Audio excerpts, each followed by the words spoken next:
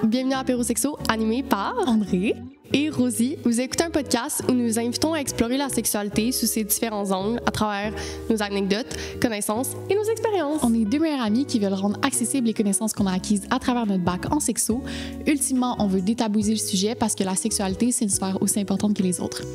Asseyez-vous, détendez-vous et profitez de cette heure en notre compagnie. Puis n'oubliez pas d'utiliser le code APÉROSEXO10 à la boutique Oui Sensuelle, la magnifique boutique où on enregistre tous nos épisodes. Bon épisode! Bye!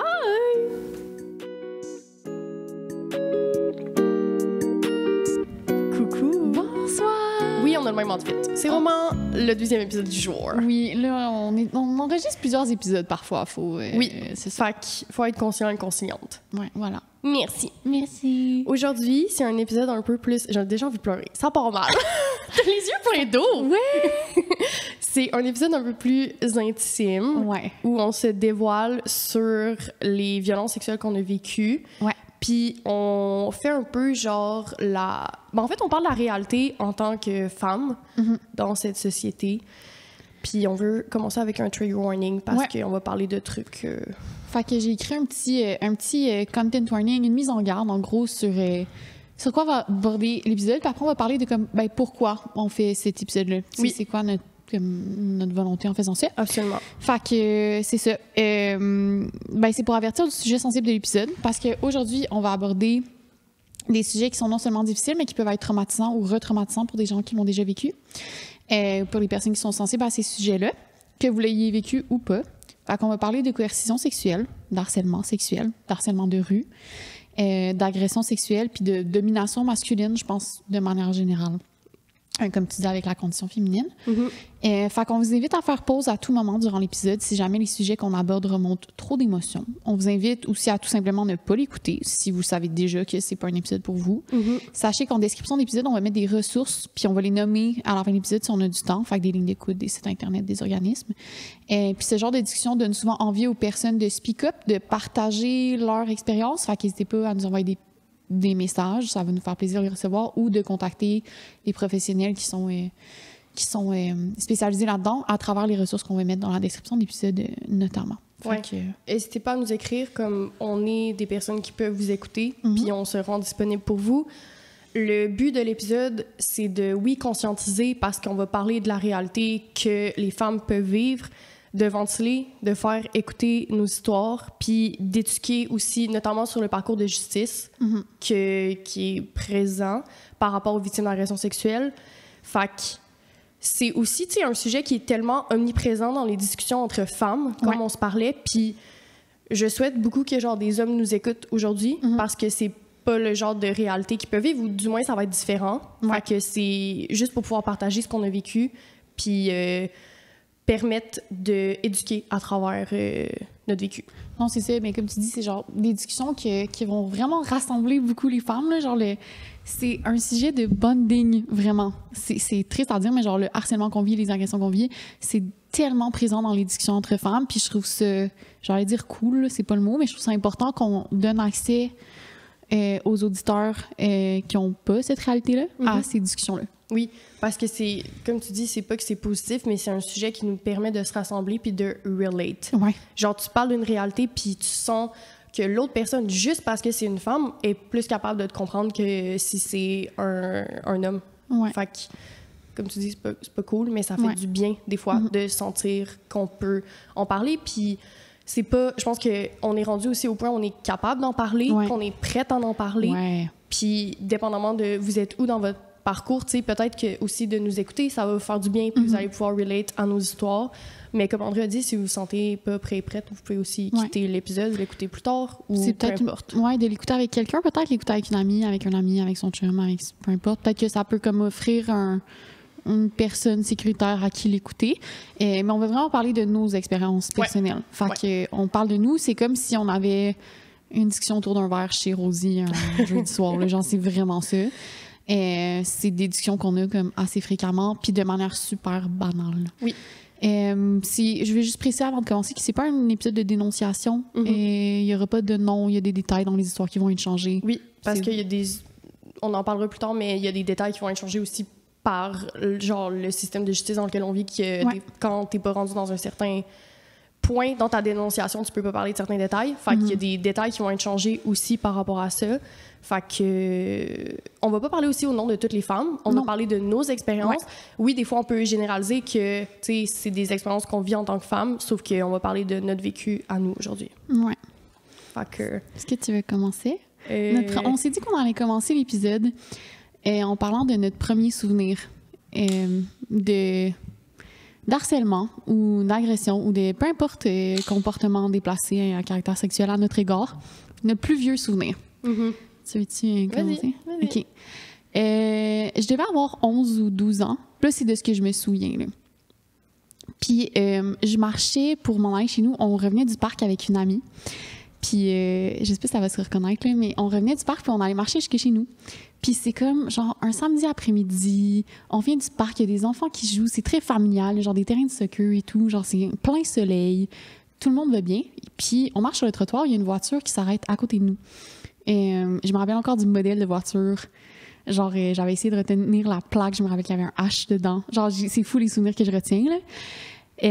Puis, c'est ça, il y a un monsieur qui stationne à côté de nous, puis il nous demande « c'est où la rue du bord du lac? » genre.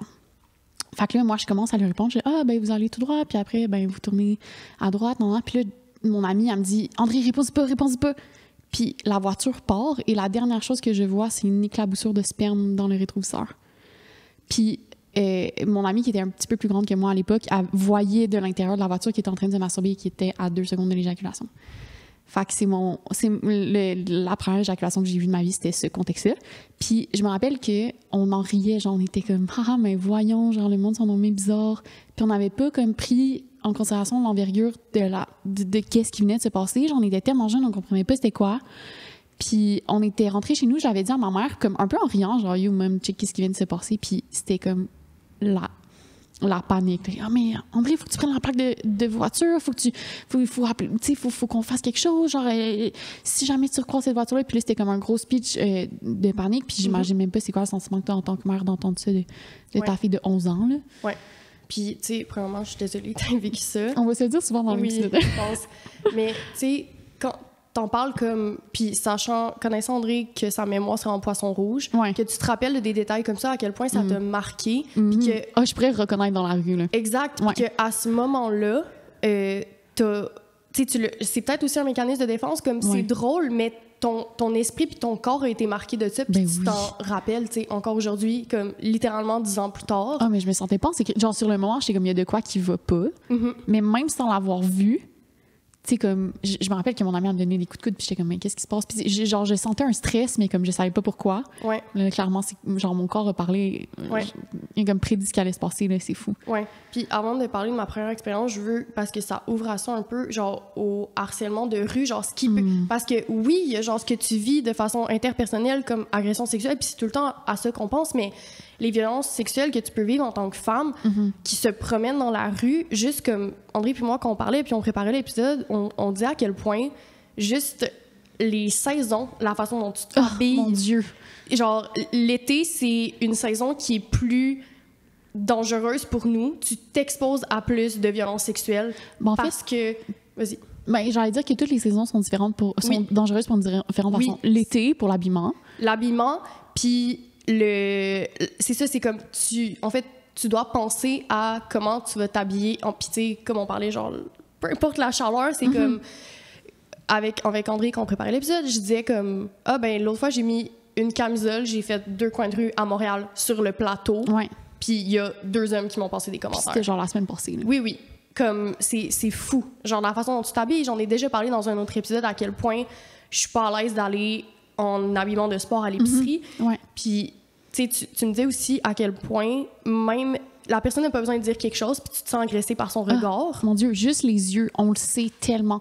Genre, je pense que toutes les personnes qui ont grandi en vivant du harcèlement de rue ont cette espèce de 6e sens de comme je sais qu'en ce moment, quelqu'un est en train de me sexualiser de loin. Genre, tu le sens, tu sens l'énergie. Là. Oui, t'as pas besoin. Puis, c'est dur à faire comprendre justement à quelqu'un qui le vit pas. Genre, justement, aux hommes dans mon entourage où j'en parlais de tout ça, c'est comme, ouais, mais Rosie, t'as pas touché, t'as rien dit.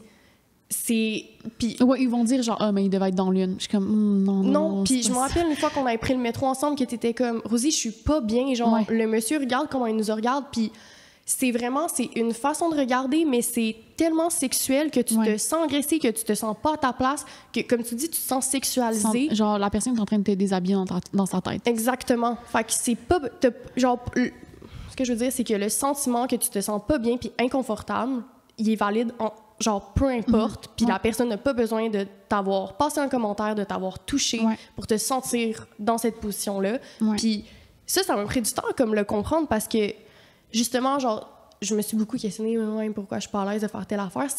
Je me rappelle, récemment, je descendais vers le travail, puis j'étais en camisole, encore une fois, puis il y a personne qui m'a rien dit, mais la façon dont j'ai été regardée, j'ai juste fini parce que je tenais mon parapluie ou whatever, je sais pas trop quoi. Puis je sais que comme j'avais pas de brassière, puis j'ai fini par genre tout le long, en descendant, c'était genre une marche de 20 minutes, texter parce que je pouvais genre tenir cacher tes seins derrière ton téléphone. Oui, puis il y a personne qui m'a rien dit, puis j'étais pas bien, puis j'étais arrivée à la job, puis je l'ai dit à mon ami, puis j'étais genre yo, genre fuck Montréal, man, genre fuck les hommes, puis comme on n'arrête pas de dire que Montréal c'est genre moins pire par rapport aux autres villes, puis je suis comme pour le harcèlement. Désolée, là, mais non. Oui, mais ça, c'est partout. Genre, j'ai pas, en tout cas, genre, de Québec à Montréal, whatever, où j'ai vécu dans ma vie, c'est-à-dire Québec-Montréal, le harcèlement de rue est présent partout. Oh, tabarouette. Puis c'est pas assez reconnu, c'est pas assez dénoncé, parce que qu'est-ce que tu veux faire, tu sais? Mais c'est que nous, on a dealé à ça, genre, avec ça tous les jours. Il y a pas un matin que je m'habille pas, que j'y pense pas. L'été, il y a pas un matin. Fait que si t'es un homme en train de m'écouter en ce moment, rends-toi compte de cette charge mentale le comporte. C'est horrible. Genre, il y a des trends là, qui partent. Genre, la plus récente, c'est celle de l'habillement de métro. Puis ça a commencé dans les métros de Paris où, genre, mais c'est ça dans toutes les grandes villes qui ont des métros, mais le Subway T-shirt. Fait que t'amènes un oversize T-shirt ou une chemise trop grande que tu mets par-dessus tes vêtements de soirée quand tu viens de soirée. Ou même pas en soirée, juste tu vas au whatever, peu importe. T'amènes une pièce de vêtements plus grande parce que tu sais que tu vas rentrer et c'est tout le temps ça. Quand on sort, que ça soit l'hiver ou l'été, la canicule, on a tout le temps genre un petit manteau ou un petit quelque chose. Pour descendre Mont-Royal, je suis désolée, je ne le ferai pas si genre j'ai les épaules découvertes. Là. Mais à moins que ça soit la journée, là, je me sens déjà mieux, mais comme... Je vais m'assurer de faire aucun eye contact avec personne. Ah oui, vraiment. 100%, puis on en parle de façon tellement banale, puis on en rit, mais c'est tellement triste, genre qu'on a à vivre ça, puis le nombre de fois que je me protège en évitant les regards puis juste en regardant vers le sol ou mon téléphone pour m'éviter de me sentir de cette façon-là. Genre, c'est pas à moi de faire ce travail-là, tu sais. Genre, des fois, on fait des blagues, on est comme, je vais mettre, genre, mettons, on s'en va dans un bar, puis tu vas me dire, genre, c'est correct, j'ai mis, genre, mes souliers de cours, je vais pouvoir courir vite. 100%, là. Mais on le dit ça en blague, puis on rit, puis c'est drôle, puis comme, c'est un moyen, je pense, le seul moyen sain de gérer la situation, tu sais, mais comme, c'est tellement présent dans nos vies que, genre... C'est fou, là! Puis après, on a parlé de l'été, on parle de l'hiver, il faut que tu changes tes habitudes. Si tu vas courir le soir, oublie ça, là, il fait noir à 4 heures. Tu ne pas courir le soir, genre, ce n'est pas sécuritaire. On vit à fucking Montréal, genre, tu sais, à quel point c'est... Genre, ça me fait tellement de peine en pensant à ça, puis le nombre de fois que je me suis empêchée... Mon sport, c'est genre la course à pied. Le nombre de fois que je me suis empêchée, je me dis, je vais m'entraîner chez nous parce qu'il est 4 heures. Puis il fait noir, ou je me dis, je vais me lever encore plus tôt pour pouvoir faire mon sport parce que c'est l'hiver. Genre, je suis désolée, mais il n'y a aucun homme, à ce que je sache, qui va avoir cette réflexion-là, qui va devoir changer ses habitudes de vie de base, là. Il y a personne qui pense, personne qui vit pas d'harcèlement, qui se dit genre, le soleil se couche à telle heure, fait que je peux pas aller courir jusqu'à, faut que je sois rentrée à genre 5h30 parce que là, on est en février, puis c'est à cette heure-là. Genre, voyons aussi. Oui. Mais c'est full, ça fait vraiment partie de nos vies, c'est ancré. Puis genre, je calcule quand je fais mon épicerie, quand je, tu sais, c'est 100%. Fou. Mais oui, je veux dire, André puis moi, on le dit vraiment souvent, mais genre, il n'y a pas un soir qu'on vérifie pas de la sécurité de l'autre. Genre, il n'y a pas un soir. Genre, on se localise, puis on se parle, mais comme... Genre, ça me fait capoter, puis c'est important, genre, d'avoir des personnes dans ton entourage qui s'assurent de ta sécurité, legit, parce qu'il peut arriver... N'importe quoi. Ouais, n'importe quoi. Puis c'est ça, il n'y a pas un soir qu'on s'assure pas que, genre, l'autre est bien rentré chez elle, parce que... Par exemple, André a travaillé dans un emploi où elle finit très tard le soir. Ouais, je finis de travailler, je rentre chez moi genre minuit quart. Exact. Puis il n'y a pas un soir que je te localise pas, d'ailleurs. Je te l'ai dit l'autre jour. Mais, mais j'en ai même pas parlé, mais hier soir, c'est-tu hier j'ai travaillé? Oui, hier soir, je rentre de la job. Puis je sors du bus, puis le bus s'arrête à une station de métro. Puis de la station de métro à chez moi, j'ai comme un 10-15 minutes de marche à faire. Puis j'ai appelé mon chum, je l'ai réveillé. Parce que j'étais comme, il y a des gars qui marchent derrière moi Puis tu te sentais quand même en une sécurité. bonne distance, mais Ouais. comme je suis pas à l'aise, ça fait 3 coins de rue que je fais, puis les 3 coins de rue, ils tournent en même temps que moi. Ouais. Fait que je l'ai appelé, puis on est resté au téléphone 10 minutes, parce que, genre, on est à ce point-là. Oui. Puis pour avoir vécu, mais là, je rentre dans d'autres choses, mais comme pour avoir vécu une relation où, comme, j'étais avec un partenaire qui refusait de prendre les appels parce qu'il était trop occupé à jouer à des jeux vidéo, puis le sentiment d'insécurité, mais genre, s'il y a de quoi qui arrive, j'ai personne, Mhm. parce qu'on m'a refusé cet appel-là, qui est comme la seule chose qui me rapproche d'un sentiment de sécurité, Ouais. c'est horrible, genre. Ouais. Fait que c'est pour ça, c'est important pour, comme, oui, s'il y a de quoi qui arrive, mais aussi pour, genre, la sainteté d'esprit de savoir qu'il y a des gens qui sont là pour toi. Ouais, 100%. C'est juste... C'est fou à quel point on a tout ça à penser, tu sais. Puis ça vient avec tout le harcèlement de rue qui est présent. Puis là, on parle pas de comme des agressions puis des statistiques d'agression sexuelle que une personne commet sur une autre personne. On parle de genre ce qui se passe... Genre, Tous les jours. Oui, tous les jours, dans la vie de tous les jours. Ouais. Puis c'est tellement... Encore une fois, c'est genre un privilège que les hommes ne reconnaissent pas. Puis parce qu'ils ne vivent pas, ont des fois de la difficulté à le comprendre. Puis d'où, comme on disait au début, genre, le but de faire cet épisode-là, c'est aussi de conscientiser les gens à exposer la réalité que les femmes peuvent vivre. Parce que je trouve que c'est tout le temps... C'est ça, genre, je dois tout le temps comme me justifier de genre, ah, ben je me suis pas sentie bien, ouais, mais la personne t'a pas touchée, whatever, tu sais. Ouais.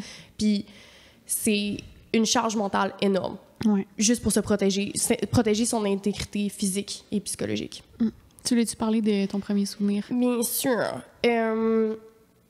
La première chose que je me rappelle, c'était je vais y aller avec comme plus qui a touché à mon intégrité physique, parce que si on parle de genre de se faire traiter de genre tel nom, de se faire sexualiser puis tout, j'en ai déjà parlé anyway dans un autre épisode. Ouais. Mais j'avais fait un party chez nous, puis un de mes amis, genre meilleur ami, moi puis une de mes amies, on dormait dans un lit, puis lui il était venu dormir dans le lit avec nous, puis il m'avait genre spooné. Ah oui, puis aussi genre j'étais en couple genre tout mon secondaire, Ouais, tu sais, fait que un ça a clair été un effet protecteur genre parce que je n'étais Ouais. pas accessible. Ouais.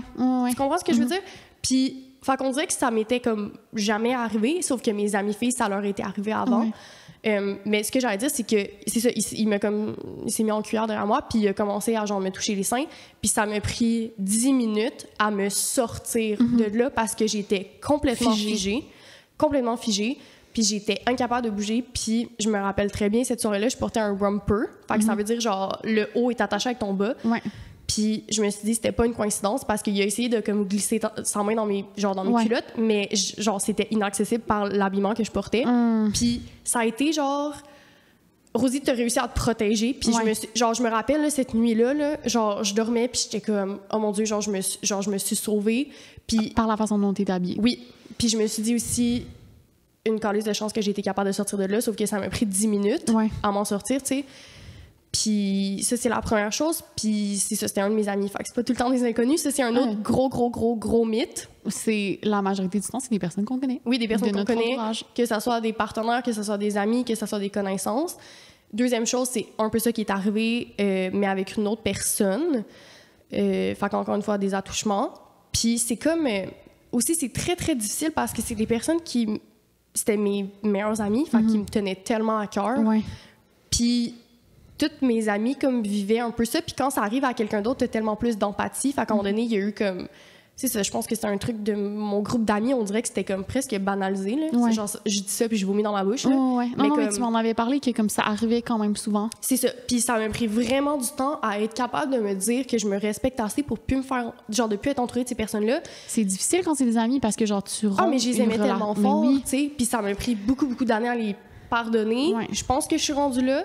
Mais même à ça, c'est des personnes que j'accepterai plus jamais dans ma vie, tu sais. Ouais. Même si le chemin a été fait, genre, je suis full pour le travail personnel, puis tout. Sauf que ces personnes-là m'ont tellement brisée. Puis je veux dire, ça a juste continué. Ouais. Puis après, c'est ça, il est arrivé autre chose. On rentre là-dedans? Ouais. On rentre là-dedans. Mais c'est ça, pour clore ce sujet-là, c'est très, très difficile quand t'as des amis de dénoncer tes amis. Fait que j'ai jamais rien dit Ouais. parce que c'était mes amis, tu sais. Puis le moment où j'ai réussi à dénoncer, fait qu'on va rentrer dans une histoire. Fait qu'attachez votre tuque, là, ça va durer un petit genre 5-10 minutes. Fait que André est au courant. Mais en novembre dernier, je prends un rendez-vous sur un... C'est ça, je vais modifier des détails. Ouais. Je prends un rendez-vous sur un site web pour voir une naturopathe.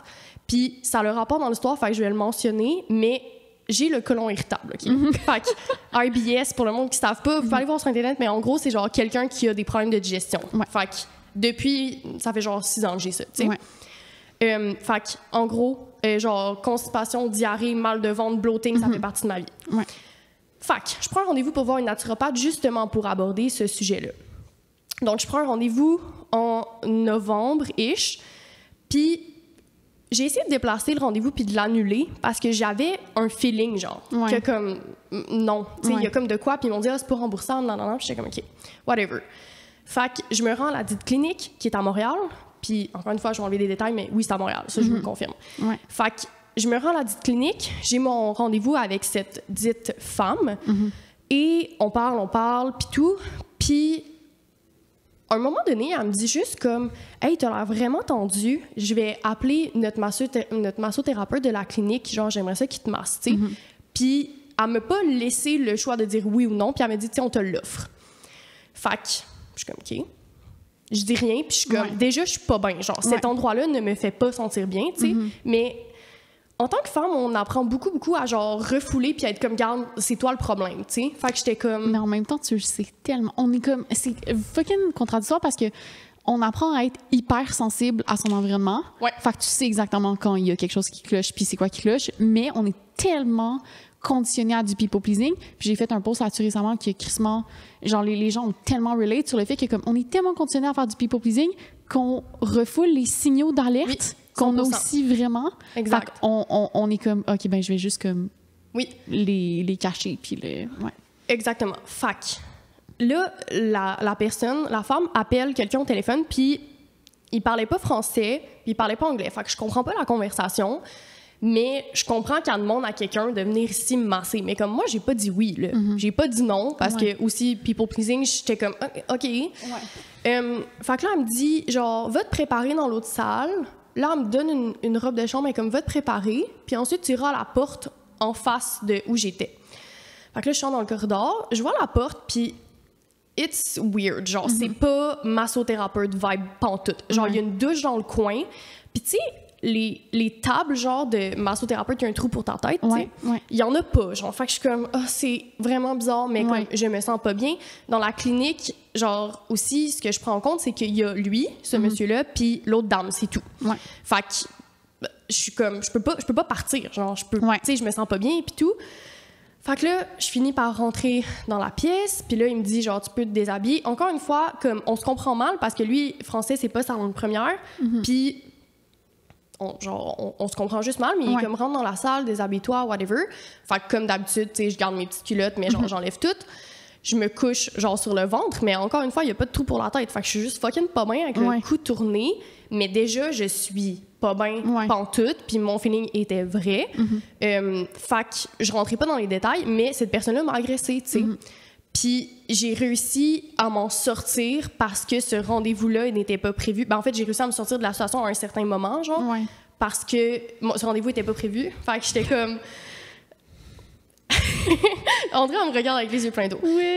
J'ai regardé l'heure, puis j'étais comme, faut que je parte, genre. Puis là, il m'a ignoré, puis j'étais comme, hey, faut que je parte, genre, mon chum, il est là, tu sais.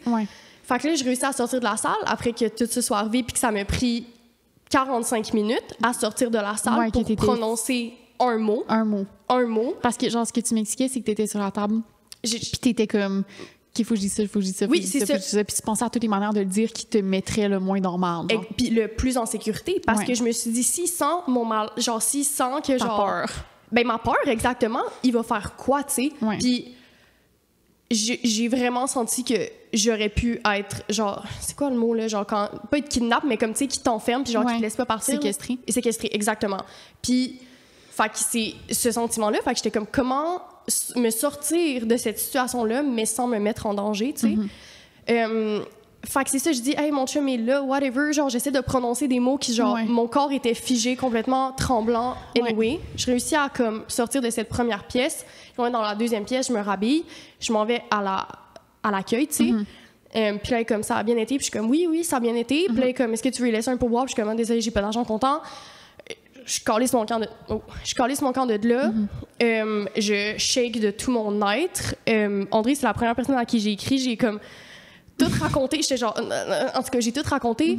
Là, j'appelle mon chum. Je suis comme, faut vraiment que tu viennes me chercher. Puis là, il est comme, ça va? Je suis comme, oui. Parce que j'étais comme là, faut juste que quelqu'un arrive, genre. Ouais.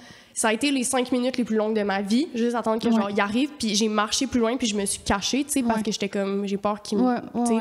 C'est ça. Fait que je me suis comme mis dans un endroit sécuritaire, whatever. Je rentre dans l'auto, évidemment, j'explose. Mon chum qui est comme, on va y retourner. Genre, je suis comme, non, on va pas y retourner. Fait que finalement, on s'en va chez eux. Puis j'étais là, je veux dire, je pouvais pas le lâcher. Genre, fallait que quelqu'un me protège. Là. Puis il était comme, reste avec mon coloc. Puis je suis comme, non, genre, tu peux pas t'en aller. Là, finalement, ce qu'il décide de... Il était comme, on va appeler la police. Puis je suis comme, non, genre, je ne veux pas. Genre, c'est ça que, des fois, je pense que les personnes qui l'ont pas vécu réalisent pas, mais t'es tellement dans un état que t'es pas bien. Puis t'as pas envie, genre, de tout ce qu'on en état de choc. Oui. T'as pas envie de rien faire, sauf comme retrouver le sentiment de sécurité que tu pourrais avoir. Genre, il y a rien d'autre qui t'importe à ce moment-là. Fait que d'aller parler à des policiers pendant des heures, c'est pas ça qui te vient en tête en premier, là. Exactement. Fait que là, finalement, il me réussit à me convaincre, puis c'était une bonne affaire, finalement, mais... Ben, me convaincre doucement, là. Il était parfait, là. Il a fait tout ce qu'il avait à faire. Mais il est comme, bon... Je vais aller appeler les policiers dans l'auto, puis genre, je te reviens. Fait que je suis comme, OK. Fait que là, il va appeler les policiers, puis là, il essaie d'expliquer la situation, puis il dit, mais elle est pas prête, genre, à vous parler, tu sais. Puis ils sont genre, ben, on peut pas retenir la plainte si... OK, j'ai fait un ton full méchant, mais il était comme, ben, on peut pas retenir la plainte, puis je comprends, mais... Ils sont très froids et très inhumains dans la manière de parler puis d'intervenir. C'est ça, tu sais, c'est pas leur job de faire ça. Anyway, ça, c'est un autre débat. Fac. Finalement, il rentre dans la maison, puis il est comme, Rosie, tu vas être fâchée, mais comme ils s'en viennent, tu sais, il faut que tu fasses toi-même la plainte, puis je suis comme, whatever, OK. Les policiers arrivent, fait que là, on s'en va dans une pièce, là, ils sont là, puis là, je suis complètement sous le choc, je vais pas bien, genre. J'essaie d'expliquer la situation, mais comme j'oublie évidemment plein de détails, mais comme j'essaie d'y aller le plus en détail possible. Puis ils disent, est-ce que tu veux porter plainte? Puis je suis comme, ben non, tu sais, pas là. Genre, j'ai pas encore pris ma décision. Fait qu'ils ont fermé le dossier. Donc, après, ils sont partis. Là, le lendemain matin, je suis comme, non, c'est tellement lourd. Genre, je suis comme, faut que j'agisse. Puis non seulement au nom de moi, mais c'est comme ça. C'est là que tu penses à toutes les autres victimes que ces personnes-là pourraient... Parce que c'est comme organisé, tu sais, c'est dans une clinique. Exactement. Puis c'est pas une personne que je connais.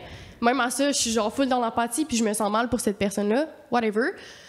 Je m'en vais au poste de police, accompagnée, parce que j'aurais pas pu faire ça toute seule. Fait que je vais avec mon chum, j'arrive, je suis comme, je veux porter plainte pour agression sexuelle. Les policiers sont venus chez moi hier recueillir la plainte. Puis ils sont genre, je sais pas, il est genre, non, mais tu viens pourquoi? Genre, puis il est vraiment arrogant. Puis là, je pogne les nerfs, puis je suis comme, yo, j'ai dénoncé une situation d'agression sexuelle, genre, un peu genre d'humain ici. Puis là, mon chum qui est comme, OK, attends 2 secondes, je vais comme y parler. Mais tu sais, c'est fou, genre, je suis venue, puis il y avait comme aucune réceptivité. Puis regarde, c'est peut-être cette personne-là en particulier, mais comme, j'étais pas bien, puis ça a été full mal reçu. Puis il était comme, OK, c'est juste qu'il avait fermé le dossier, fait que je trouvais pas ton dossier, puis j'étais comme, bro, j'ai juste dit que je voulais penser à mon affaire, genre, en tout cas, whatever. Là, il est comme, OK, c'est beau, je réouvre ton dossier. Fait que là, je vais rentrer un peu dans le système genre judiciaire de comment je l'ai vécu. Ça, c'était en novembre, fait que ça va faire un an dans comme quelques mois. Là, on est au mois d'août. Fait que c'est ça. Il me dit, il y a une enquêtrice qui va t'appeler. Non, je suis comme, OK. Peut-être un mois après, genre, il y a quelqu'un qui m'appelle pour recueillir ma plainte, puis tout ça. Fait que là, ça, c'est comme la première étape. En fait, elle me dit, est-ce que tu veux encore porter plainte? Ils font tout le temps, genre, c'est drôle, ils se réassurent tout le temps, genre, est-ce que tu veux vraiment porter plainte? Est-ce que tu veux vraiment porter plainte? Mais c'est parce que dès que tu dis non, t'es plus un problème pour eux, genre. Ouais, un peu. En tout cas, c'est vraiment, honnêtement, c'est comme ça que tu te fais sentir. Genre, je me rappelle, une fois, on était ensemble, puis j'ai pris l'appel, puis c'était comme... C'est presque, genre, c'est lourd, tu sens que tu te déranges. Oui, tu sens que tu déranges, exactement. Fait que là, je prends cet appel-là, whatever, ça dure 10 minutes. Je fais j'y explique un peu la situation, mais très, très brièvement. Fait qu'elle est comme, OK, c'est correct, on va te reconvoquer. Je suis comme, OK. Je suis contactée plusieurs mois plus tard, peut-être 2-3 mois plus tard, pour j'allais dire mon entrevue, là, mais mon où tu dénonces, comment... Mon dévoilement. Ouais, ton dévoilement. Mon dévoilement, filmé, enregistré. C'est ça. Fait que, aussi, genre, à prendre en compte là-dedans, j'ai peut-être manqué, genre, 10 jours de job là-dedans. Premièrement, après la situation, puis après, pour aller, genre, faire cette dénonciation-là, tous les souvenirs remontent, genre, t'es pas bien, tu sais. Oui, parce que sous le choc, comme tu dis, la première fois que t'as fait ta plainte, ben c'était pas une plainte finalement, mais t'as oublié plein de détails, mais c'est parce que t'es dans l'état de choc, fait que c'est dans les jours qui suivent, les mois qui suivent, voire même des années plus tard que ces souvenirs-là peuvent remonter. Exact. Puis, en fait, ce que j'ai fait un peu parce que je savais que ça allait être long, tu sais, parce que je suis en sexo aussi, je savais que ça allait être long. Dès que c'est arrivé, j'ai tout noté. Ouais. Genre, tous les détails que je me rappelais. Fait que là, finalement, ils sont genre, OK, telle date, tu vas venir pour faire ta dénonciation, puis tout. Fait que je sais pas trop à quoi m'attendre, mais en tout cas, c'est full loin, finalement. Ça m'a coûté, genre, c'est niaiseux, mais comme ça m'a coûté, genre, 60 $ de Uber y aller, 60 $ de Uber revenir, parce que c'est pas desservi par le métro. Fait que, encore une fois, là, j'ai manqué full de job, puis, tu sais, c'est que l'aspect financier, c'est comme une autre affaire de plus, genre, une autre charge. T'es genre dans cette situation absolument impossible qui est fucking drainante émotionnellement, puis c'est comme des étapes puis des freins de plus qui rendent ton expérience dans le système judiciaire, ça te donne plus envie, genre. Non, c'est ça. Fait que là, anyway, j'arrive là-bas, fait que là, la personne qui me prend en charge était très gentille, mais c'est un bon genre 2 heures d'interrogatoire, c'est ça que je veux dire tantôt, interrogatoire, où tu te fais remettre en question, puis c'est normal, je comprends, tu sais, mais tous les détails, parce que dans notre système de justice où on vit, c'est ma voix contre sa voix à lui, tu sais. Fait que je rentrais pas dans comme les détails d'après, mais j'ai pas eu de nouvelles, puis ça, c'était en mars. On est rendu au mois d'août. Puis depuis, t'as rien. Rien du tout. Puis tu sais, ça a été genre super lourd. Puis ça reste que quand c'est pas réglé, c'est encore quelque chose que t'as dans ta tête. Ça flotte tout le temps, tu sais. Fait que c'est jusque là que je me suis rendue pour l'instant. Fait que c'est jusque là que je peux témoigner par rapport au système de justice, mais c'est un système qui est très, très lent et très peu humain. Oui, il y a plein d'organismes. Genre, on va en mettre en description. J'ai senti que j'avais le soutien nécessaire pour pas nécessairement aller auprès des organismes. Puis c'est un privilège, tu sais, d'avoir eu des personnes, puis moi, d'avoir été capable de le dire, tu sais, puis ça a pris du temps avant que je le dise à mes parents, puis tout ça, parce que, je veux dire, en tant que mère puis père, tu veux pas entendre ça, tu sais. Fait que c'est ça, tout ça a pris, genre, c'est tout un processus, puis tu sais, c'est en novembre, puis oui, maintenant, je suis capable d'en parler, puis c'est comme on dit, on partage nos histoires aujourd'hui pour que les gens se rendent compte, genre, de tout ce qu'on peut vivre, tu sais. Puis je suis pas, genre, une exception. T'es pas une exception, t'es la fucking règle. C'est ça, exactement. Puis comme on voyait les statistiques, à quel point, genre... t'es quasiment une exception dans la mesure où la plainte a été retenue. Jusque-là, il n'y a pas eu de c'est pas encore... d'accusation. Il n'y a pas eu d'accusation parce qu'on n'est pas rendu là. Mais c'est ça, c'est que je veux pas donner des détails parce que c'est encore trop, genre, judiciarisé. Puis exactement. Fait il y a des détails que je veux pas donner, mais, tu sais, je me suis vraiment fait dire pour une raison, genre, tellement pas rapport, genre, mais pour l'instant, on peut pas vraiment aller plus loin, tu sais. Puis la raison que je nommerai pas, c'est genre, c'est décalissant, là, tu sais. Fait que tout ça pour dire que comme le système de justice, mais genre, anyway, vous le savez, là, les personnes qui nous écoutent, mais comme je sais qu'il y a des tribunaux qui veulent, tu sais, qui sont en développement pour les victimes d'agressions sexuelles, mais en ce moment, ça donne pas envie de porter plainte. Pas du tout, donne pas envie. Mais avant même de te rendre aux tribunaux, t'as tout qu'est-ce qui vient avant, t'as la dénonciation, t'as tes interrogatoires, puis ça, c'est ce que t'es en train de vivre, puis tu vois que c'est comme, c'est pas adapté. Parce que les policiers puis les policières, ce ne sont pas des travailleurs et des travailleurs sociaux. Mais ils font la job de ça. Fait que c'est mal fait. C'est ça. Fait que ça, tu sais, le premier contact que t'as pour raconter ton histoire, c'est des policiers puis des policières, puis tout ce qu'ils veulent savoir, c'est une plainte à porter ou pas. Exact, puis ils veulent savoir les détails. Tu sais, il y a rien, puis c'est correct, genre, c'est pas leur job, je le comprends, c'est juste, c'est peut-être pas les bonnes personnes pour recevoir ça, tu sais.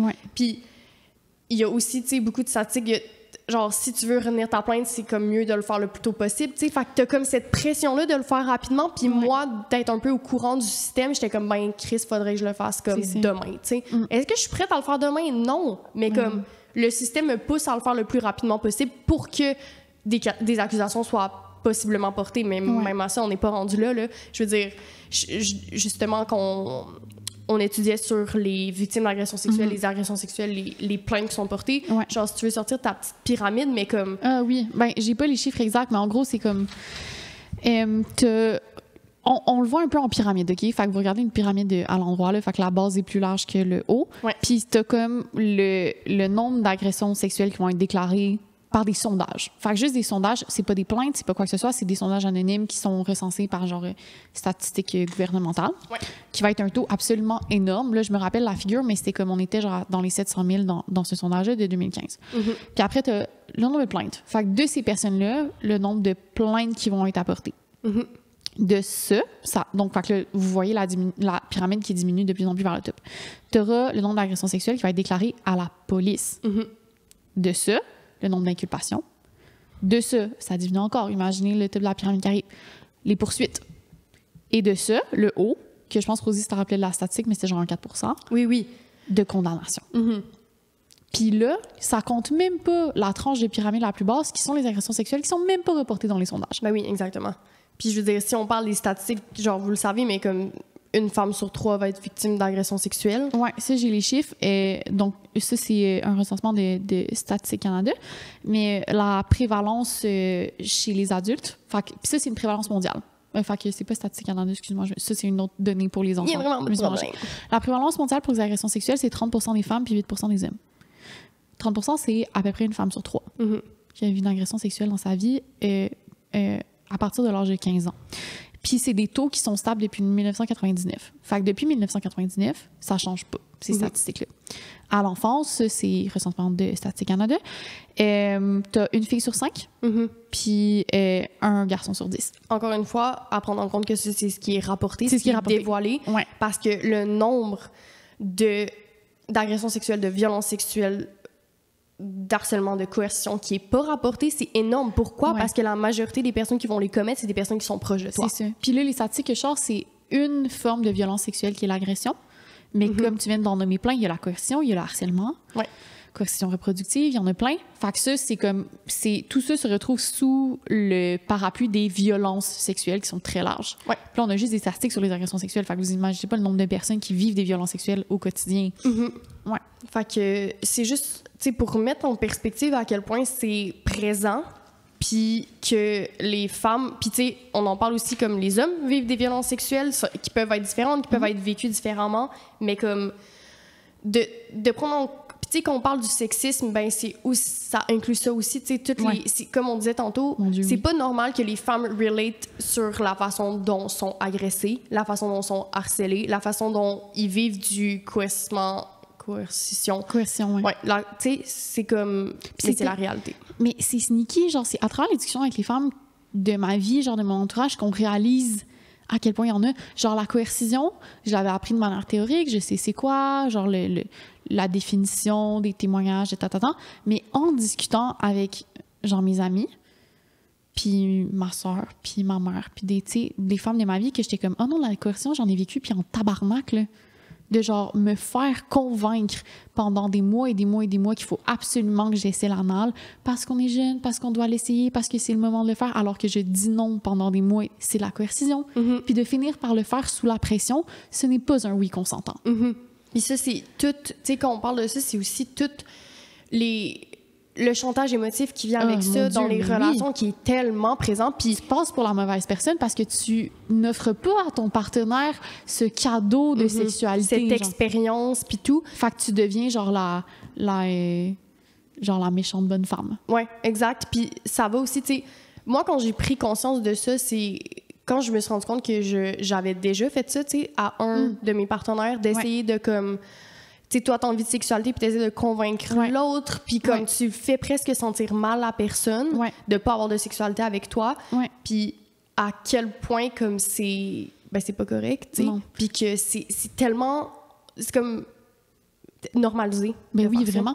Mais on donne pas d'outils aux jeunes, mettons, dans les cours d'éducation à la sexualité sur la coercition sexuelle, parce que je pense qu'il y a énormément de monde qui le font sans s'en rendre compte. Tu sais, on montre tout le temps la vidéo de la tasse de thé, puis genre du non, puis tu sais, on parle beaucoup on utilise vraiment le mot V, le viol, puis agression sexuelle. Mais tu sais, les violences sexuelles qui peuvent passer plus subtilement, surtout dans le cadre des relations, de justement, de comme, mettons, ton partenaire te dit non pour avoir une relation sexuelle, puis là, tu lui fais la baboune pour la soirée. C'est de la non, tu sais, ça te fait pas. Genre, t'es en train de montrer, genre, une déception parce que t'as pas la sexualité que tu veux. C'est non, puis ton partenaire veut dire oui pour pas que tu fasses la baboune. C'est de la coercition. Oui, puis peu importe le type de violence que vous vivez, ça a des énormes impacts. Puis pourquoi tantôt j'ai parlé du côlon irritable puis IBS en anglais, là, mais c'est parce que je me suis rendu compte que c'est un effet de ce que j'ai vécu. Fait que je m'explique. Je vais commencer par le début. Après avoir vécu l'agression sexuelle en novembre, je suis allée voir une thérapeute spécialiste en agression sexuelle. Puis je savais même pas au début qu'elle était spécialiste en agression sexuelle. Fait que j'arrive dans son bureau, puis on commence à parler. Puis moi, je vais la voir surtout pour le côlon irritable. Puis je lui parle de comme cette difficulté-là avec laquelle je vis, puis tout. Puis elle me regarde, puis elle me dit « Est-ce que tu sais que je suis spécialiste en violence sexuelle? » Puis je suis comme « Non. » Puis elle me dit « Est-ce que tu aurais quelque chose à me dire? » Puis je suis comme « What the fuck? » Genre, j'ai rien dit, je n'ai pas parlé de ça. Puis, tu sais, c'est comme, ça peut paraître ésotérique, mais c'est très comme énergétique. Puis c'est une personne qui est très connectée avec les énergies. Fait que cette personne-là, sans que je le sache, premièrement, l'a su. Puis, où je veux en venir, c'est que, là, c'est tellement de détails sur genre... Mais le trauma du corps, là, en fait. Oui, le trauma du corps, exactement. Fait que ce que j'ai réalisé, puis ensuite, j'ai vu... En tout cas, je vais commencer par ça. Ce que j'ai réalisé, c'est que mon corps s'est rappelé de ce que j'ai vécu. Puis comment je peux en témoigner, c'est que pendant comme le début de mon côlon irritable, j'avais vraiment la diarrhée, OK? Sorry, TMI. Puis après cette agression-là, ce que je me suis pas rendu compte sur le coup, mais j'ai commencé à être constipée énormément. Ça a complètement fait l'inverse. Puis au début, on savait pas pourquoi, parce que Rosie puis moi, on se parle de nos mardes de tout le temps. Tout le temps. Un sujet numéro 1. Puis on essayait de faire enquête sur genre pourquoi, genre, puis c'était bizarre. Puis là, en tout cas, puis c'est là que j'ai parlé avec des thérapeutes. C'est la première avec qui j'ai parlé qui me dit « Rosie, ton corps est plus capable de tomber dans le relâchement. Ton corps est comme dans... » Il est tout pogné. Oui, tout pogné. Puis... genre, c'est niaiseux, mais comme avant, je veux dire, je pouvais pas boire du café parce que c'est laxatif. Maintenant, le café, ça me fait rien. Du tout, pantoute. Genre, genre, c'est ça. Genre, à cause de cette agression-là, notamment, mon corps s'est complètement refermé. Il se stresse. Exactement. Puis mon interprétation de ça, puis ce que j'ai parlé avec les professionnels, c'est qu'il y en a que ça va être différent, mais moi, j'avais déjà une vulnérabilité à cet endroit-là, dans ma digestion, fait que ça s'est installé à cette place-là. Puis il y a un livre à ce sujet que ma thérapeute m'avait conseillé, que j'ai pas encore lu parce que je suis pas une grande lectrice, mais que je vais mettre en description. C'est genre un truc comme Le corps se souvient. Puis c'est exactement ça, c'est que tu peux vivre des agressions, peu importe, des traumas, puis même si tu as l'impression que ton corps s'en rappelle plus ou que ta tête s'en rappelle plus, en fait, que tu as l'impression que ta tête s'en rappelle plus, mais ton corps se rappelle. Puis l'autre affaire, tu sais, récemment, je suis allée faire une échographie pelvienne. Puis le médecin a dû insérer une sonde à l'intérieur de mon vagin pour aller voir mes ovaires. Puis j'étais comme ça va être chill, ça va être chill, ça va être chill. Et ça l'a terminé et j'ai éclaté en sanglots. Mais pas parce que j'avais de la peine, c'est que mon corps s'est senti une autre fois agressé, tu sais. Puis maintenant, tout ce qui... Je pense que j'ai pas eu de problème dans ma vie sexuelle parce que c'est passé par ma vulnérabilité dans mon corps, par ma digestion. Mais c'est fou, genre, je suis comme, oh non, genre, c'est correct, ça va bien. Je suis encore constipée et ça fait genre 10 mois.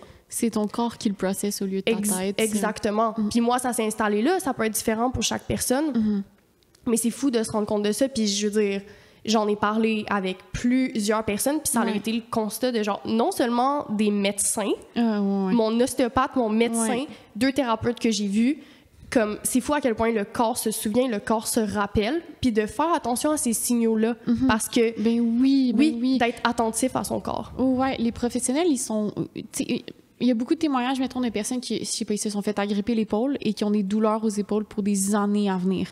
Parce que lors d'un événement traumatisant, se sont fait toucher à cet endroit-là. Puis c'est comme quasiment c'est pas des douleurs fantômes parce que c'est vraiment de réelles douleurs, puis ça fait réellement mal, mais c'est le corps qui se souvient d'un toucher qui t'a tellement fait une blessure psychique que ton corps prend la douleur, genre. Exactement. Puis moi, ça s'est installé à une place où j'étais vulnérable. Puis, tu sais, il y a des personnes qui peuvent vivre notamment du vaginisme, qui est le fait de contracter involontairement les muscles du plancher pelvien, ce qui empêche la pénétration, ce qui la rend douloureuse.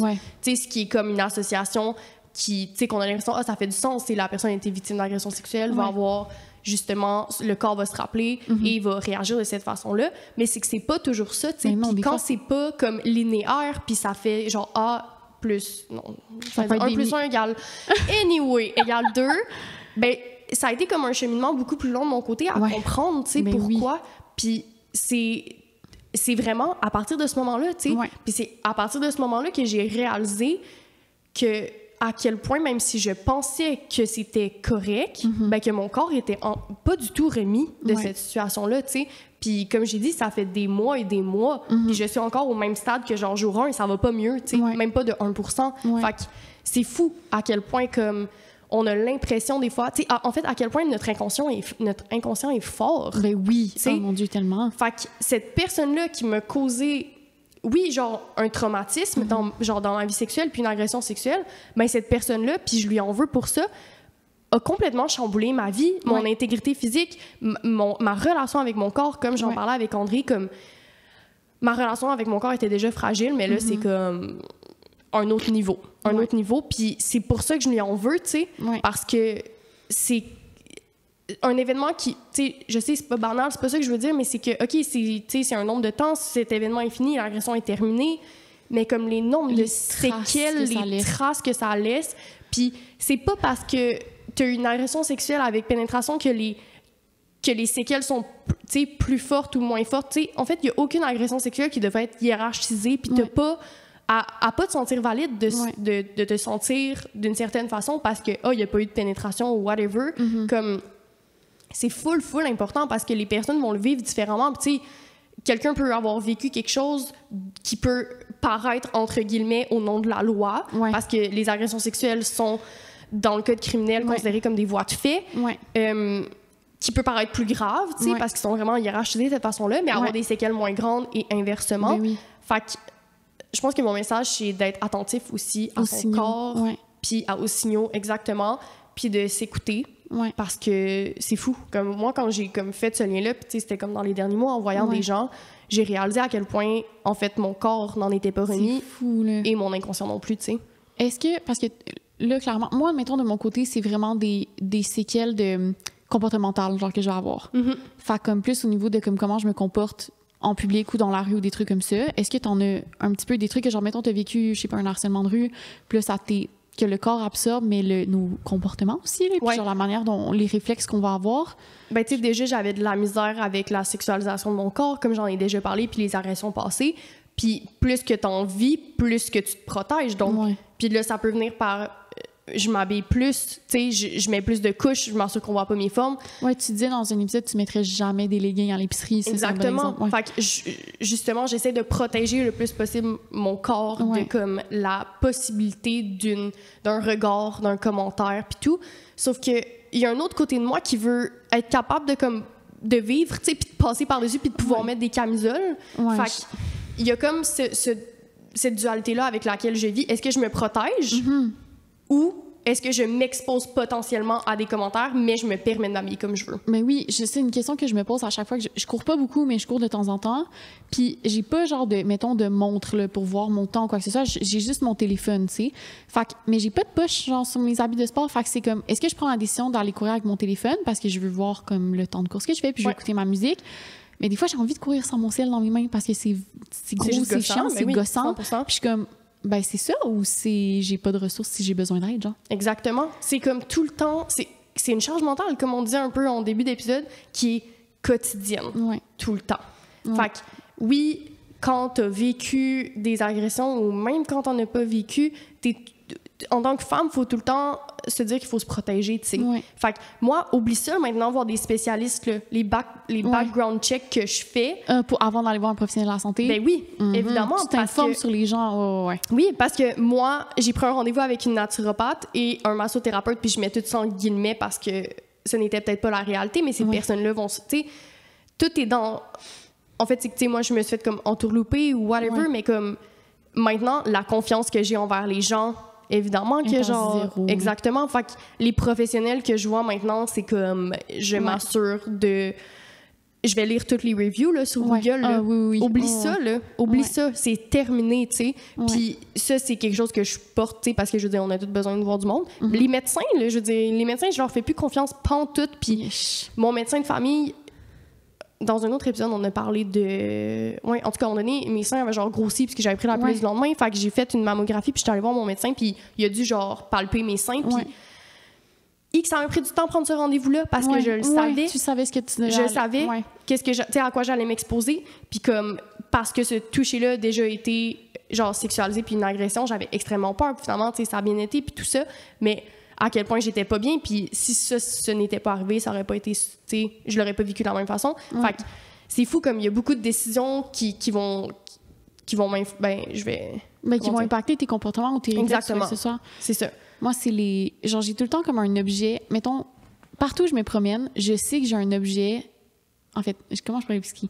Mettons, je me promène dans la rue, Puis j'ai comme ce feeling, ce fameux sentiment de comme, ah, puis il y a peut-être aucun trigger, c'est juste comme mon cerveau qui était comme, ah, en ce moment, il y a quelque chose qui pourrait arriver. Puis j'ai tout le temps en train de penser à un objet que je peux identifier qui pourrait m'aider, genre. Ouais, mais je me rappelle... Mes clés. Ouais. Mes clés, ça a été fucking longtemps un thing, de les mettre entre mes poings puis me promener, main dans la poche, la main en poing avec des clés entre mes mains, comme ça je peux pour donner... pouvoir te défendre. Que je peux donner un coup de poing. Genre vraiment, là. Puis encore ça, c'est à mon ancien appartement, mais c'était une marche de 10 minutes du métro à la maison et il n'y a pas une seule fois où j'avais pas genre mes clés dans mes poches. Ou sinon, c'est comme si j'ai ma boîte à lunch parce que je reviens du travail puis je sais que j'ai comme un pot maçon en vitre ou quoi que ce soit, je sais comment le souligner. Genre, si j'ai jamais fait de cours d'autodéfense, c'est peut-être fucking naïf de ma part, mais c'est juste pour souligner le fait que mon cerveau va être en train de penser à ces choses-là. Comme, c'est fou! Ben, c'est une charge mentale, encore une fois, à porter. Puis c'est fou. Puis je me questionne aussi sur mes capacités physiques parce qu'il y a une fois, je me suis fait poursuivre à la course. Je peux peut-être le raconter, mais je courais, puis là, je descendais Papineau. Puis à la hauteur de Papineau-Mont-Royal, il y a un monsieur au loin qui commence à comme un peu danser devant moi au loin, comme il fait semblant de se mettre dans mon chemin en riant. Puis de loin, je fais un signe de comme non, tu sais. Puis j'ai mes écouteurs, je suis à la course. Puis après, j'étais vraiment fière de moi parce que j'avais fait mon premier 10 km. Puis j'étais vraiment fière parce que, tu sais, je suis vraiment nouvelle à la course. Puis j'étais tellement contente. C'était full une bonne journée. Puis là, il y a comme, bon, je me dis, bon, c'est un petit accrochage, bref, genre, il gosse, mais comme, je l'ai passé, c'est tout. Je passe à côté de lui.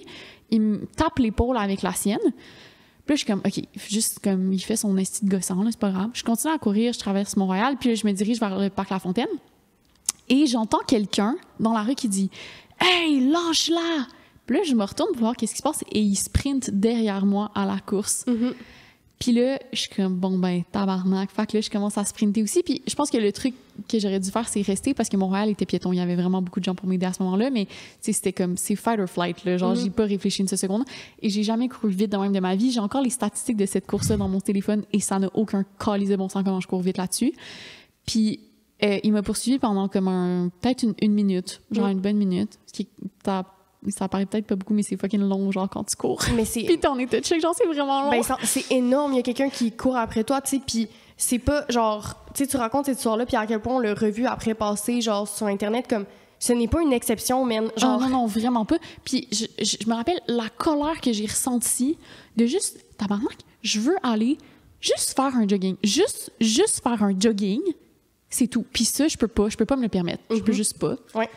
Puis ça, là, je pense que je peux aller retourner courir pendant quoi, genre un mois et demi après, là? Oui. Ça a été tellement long, là. Puis quand je suis allée recourir, je textais Rosie. Puis là, je m'étais dit, je vais plus jamais recourir quand il fait noir. Puis c'était genre, quoi, c'était comme le mois d'août à 8 h le soir. C'est encore clair, là, l'été, là, à Montréal. Je me rappelle 100% de cette conversation-là qu'on a eue. T'étais comme, ben, c'est terminé. Ouais, j'étais comme, c'est terminé. Plus jamais je vais courir après 5 h. Genre, c'est fini. Puis ça m'a vraiment pris du temps de me reconstruire. Finalement, c'est correct. Genre, je suis retournée courir de soir, ça va. Mais non, ça m'avait vraiment laissé des séquelles. Puis je voulais juste raconter l'histoire pour dire à quel point comme ça modifie les comportements sur le long terme, les choses que tu vis. C'est fou, là. 100%, ça modifie la façon dont tu penses, la façon dont tu agis, la façon dont tu vis ton day-to-day life. Genre, tu vas t'empêcher de faire des choses, comme on a dit plus tôt dans l'épisode, mais comme tu vas t'empêcher d'aller faire ton sport à cette heure-là, parce que, en vêtements de sport, je peux être sexualisée. En vêtements de sport, si je suis sexualisée, je suis potentiellement victime d'agression sexuelle, tu sais. Fait que c'est fou, genre, toutes les affaires qu'on a à penser pour s'assurer de notre fucking sécurité. Ouais. Genre, on parle de notre sécurité, intégrité physique, là, tu sais. Ouais. Je veux dire, puis on habite à Montréal, comme... Puis ça n'a même pas besoin d'être dans un environnement public, genre, c'est comme... Ça m'est arrivé des affaires vraiment fucked up dans des safe spaces aussi, ben que je pensais l'être. Chez des amis quand j'avais 14 ans, genre, tu sais, ou comme dans des parties ou des trucs comme ça. À l'école, genre, me faire frapper le cul à l'école par un dude, genre, d'une année plus vieille. Voyons, tabarnak, genre, puis c'est drôle, puis ça... J'ai le souvenir tellement clair de mes amis qui se sont tapés les fesses par leurs amis gars, puis que c'est drôle, puis c'est un thing, puis de faire, genre, mais il y a quelque chose de pas correct, genre, pourquoi personne réagit, mais comme c'est passé en blague, puis, tu sais, tu le revois plus tard, puis t'es comme... De voir mes amis, quand on avait des jupes à l'école, quand on montait les escaliers, de voir mes amis gars se pencher pour voir sous les jupes, je suis comme, mais voyons. Puis genre, il y a des surveillants, puis tout le monde le sait, puis c'est tellement connu, puis c'est tellement ancré c'est banalisé dans la culture, genre, 100%. c'est fou. Ouais. Puis comme on disait tantôt, c'est que c'est dur aussi parce que ces personnes-là, souvent, dont tu vas être victime le plus tôt dans ta vie, c'est des personnes proches de toi, tu sais.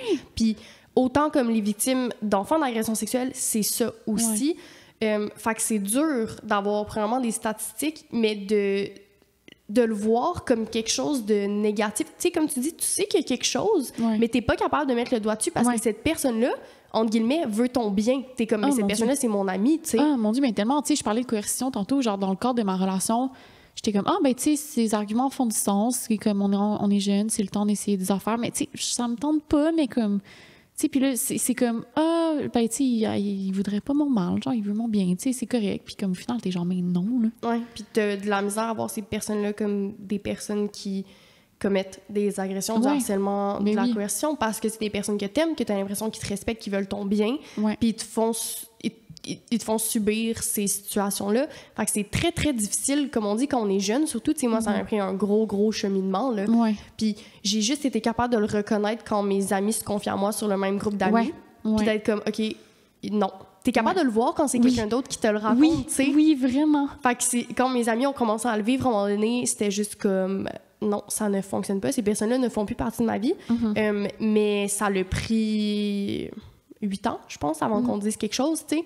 Puis ça a été un gros mouvement, genre, de toutes mes amies de filles. On s'est toutes mis ensemble, puis on était comme, ben, c'est assez. Si vous avez écrit des lettres, je pense, des Exactement. trucs comme ça, Exactement. On a écrit, c'est ça, des lettres, puis on a dit comme, ben, c'est terminé, comme... Puis, mais ça a pris 8 ans, tu sais, puis le nombre de choses qui se sont passées en 8 ans. Puis oui, j'ai parlé de comme quelques agressions, des attouchements, le nombre de commentaires, tu sais, je veux dire, la relation avec mon corps a été brisée dès mon adolescence, dès que j'ai commencé à avoir des formes, tu sais. J'en ai parlé plus tôt, mais t'es sexualisé tellement jeune par des gens proches de toi, puis t'es pas capable de reconnaître que c'est pas correct, tu sais. Moi, c'est me faire sexualiser avant ma puberté. Genre, j'allais à la piscine, je faisais des cours de natation à la piscine publique, je faisais du vélo. Puis, genre, j'ai quoi, comme 10 ans, là, 9-10 ans. Je suis une enfant, j'ai le corps d'une enfant et me faire siffler par des ados en voiture. Puis c'est tellement commun.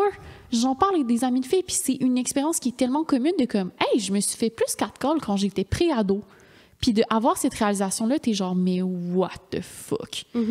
Non, ça n'a aucun sens. Ça n'a aucun sens comme... C'est ça, tout ce qu'on vit, puis à quel point c'est commun, puis à quel point on est capable de relate, c'est un problème. Qu'on soit capable de relate sur des traumatismes, puis des agressions, puis du harcèlement de rue. Fait que c'est un peu ça qu'on voulait mettre en lumière aujourd'hui, puis cet épisode-là sert un peu à conscientiser les gens, à éduquer, puis... Moi, je le fais un peu pour les hommes, tu sais, comme... C'est genre un peu... On veut un peu le crier sur tous les toits, genre pas je pense pas que c'est un processus de victimisation qu'on fait dans cet épisode-là. On essaye de comme faire « Oh, notre vie est triste, blablabla. » C'est de dire comme « Hey, watchez vos qualités de comportement. Checkez les hommes autour de vous dans vos vies. » Puis dénoncer les hommes autour de vous dans vos vies. Genre, le nombre de fois que moi, je dois speak up en tant que femme parce qu'un d'autre dit de quoi, je suis comme... Tu sais, toutes les 10 d'autres qui sont à côté, ça vous tente pas, genre, de comme speak up pour nous? Chris, genre, récemment, je suis en train de boire une bière avec comme des amis, puis... C'est comme, je me lève pour aller aux toilettes et au moment où je quitte la table, j'entends un des gars dire « Ah, elle avait des gros tits, pas un gros cul. » Puis je suis comme, je suis la seule femme à la table en ce moment, je viens de quitter. Ça n'a pas pris 2 seules secondes que vous commencez à sexualiser une femme en groupe. C'est quoi le tabarnak de problème? Puis pourquoi il n'y a pas... C'est sûr qu'il y a jamais personne qui a rien dit. Mais non, il n'y a personne qui a rien dit. Moi, le problème que j'ai justement avec les groupes d'amis de gars, des fois, c'est qu'ils sont comme... Tu sais, puis... D'un côté, je suis capable de le comprendre, ils ont peur de brusquer leurs amis, fait qu'ils disent rien. Puis le nombre de fois que j'ai été entourée d'hommes, puis que j'étais... Justement, genre, je me rappelle d'une situation où j'étais avec 3 gars, moi, puis il y a un gars qui a dit un commentaire sur le corps d'une fille qui venait de passer. Puis ces 2 besties, là, genre moi, cette personne-là, je la connaissais pas tant. Ils ont rien dit, puis j'étais genre... Voyons. Puis tu parles après à ces hommes-là, face à face, puis tout d'un coup, c'est les meilleurs alliés, puis qui comprennent donc la condition féminine, puis que ils sont donc bien sympathisants, puis après, t'es vois agir en groupe, pardon.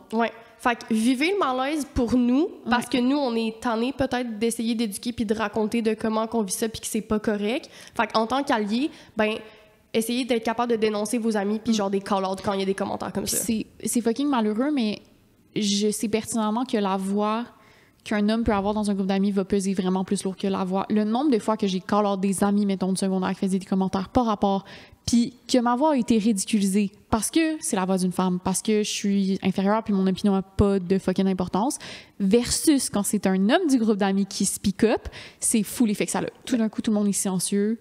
Il y a peut-être une excuse ou 2. 100%. C'est comme... Puis aussi, il y a comme le côté, genre, nous, on porte la charge émotive de le vivre, tu sais. Fait que de vivre cette oppression-là. Fait que toi, en tant qu'allié, ça serait le fun que tu sois capable de nous défendre, tu sais. Puis c'est ça qu'on te demande. Juste, Puis pas juste quand les femmes sont présentes. 100%. Genre, faites-le pas pour le spectacle. Exact. Parce que on vous voit. Ça paraît. Non, mais c'est vrai, tu sais. Fait que c'est un peu ça, l'épisode d'aujourd'hui. J'espère que ça vous a fait du bien à entendre. J'espère que les hommes qui nous écoutent vont être plus conscients. Puis ils vont être des meilleurs alliés. Ouais, puis n'hésitez pas à nous écrire aussi. Là. Puis comme, pour vrai, on n'a pas gratté la surface de tout ce qui s'est passé dans nos vies. Ouais. Genre, même pas gratté un peu, là. Ouais. Fait que... Il y a tellement d'anecdotes qui me viennent en tête, mais genre... Mais non, c'est sûr, il va falloir faire une partie 2. Fait que, comme on a dit en début d'épisode, on se propose comme étant des personnes qui peuvent vous écouter 100%. Puis c'est drôle, tantôt, quelqu'un nous a écrit...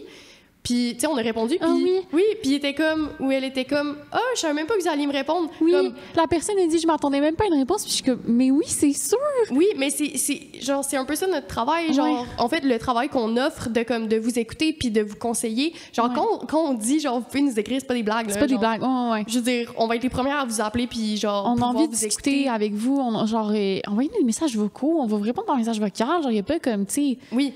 Ouais. Fait que des fois, c'est le fun d'être... Surtout ce sujet-là de parler avec quelqu'un qui est pas dans notre entourage. Des fois, on n'est pas prêt à faire ce step-là de dénoncer, de dévoiler à quelqu'un qui est proche de nous. Ouais. Fait que c'est ça. On se propose comme étant des personnes pour vous écouter. Des oreilles. Oui. Fait que merci d'avoir écouté cet épisode-là. Je vous souhaite plein de douceur. Oui. Puis je vous souhaite de pas vivre ces situations. Et les hommes qui nous écoutent, j'espère que vous avez retenu ça. Fait que soyez les meilleures personnes. Parfait. Bye. Bye. Bonne soirée. À la semaine prochaine. Bye.